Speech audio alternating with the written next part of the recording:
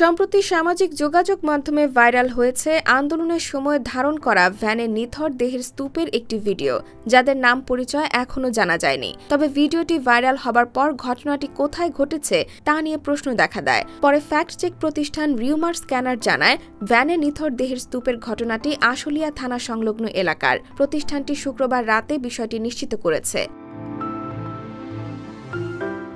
Viral হওয়া ভিডিওতে দেখা যায় একটি ভ্যানে কয়েকটি মরদেহ স্তূপ করে রাখা হয়েছে, পাশাপাশি আরেকটি মরদেহ ভ্যানে তুলে দিচ্ছে পুলিশ। পরে একটি পোস্টার দিয়ে মরদেহগুলো ঢেকে ফেলা হয়, আর এ সময় আরও কয়েকজন পুলিশকে আশেপাশে হাঁটাহাঁটি করতেও দেখা যায়।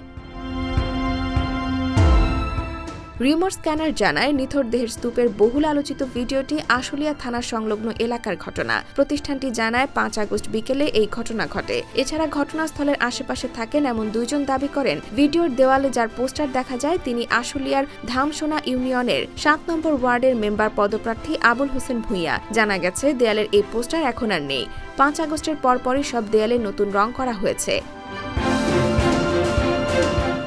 মূলত বৈষম্য বিরোধী ছাত্র আন্দোলনের এক দফা কর্মসূচি ঘিরে ৪ আগস্ট ঢাকা সহ সারা দেশে সরকার সমর্থিত নেতাকর্মী ও পুলিশের সঙ্গে আন্দোলনকারীদের সঙ্গে সংঘর্ষে কয়েকশো মানুষ নিহতের খবর পাওয়া যায়। এ অবস্থায় ৫ আগস্ট শেখ হাসিনা ক্ষমতা ছেড়ে দেশ ত্যাগ করে ভারত চলে যান। এরপর আওয়ামী লীগ এবং দলীয় বিভিন্ন সহযোগী অঙ্গ সংগঠনের নেতাকর্মীদেরও দেশ ত্যাগের হিড়িক পড়ে যায়।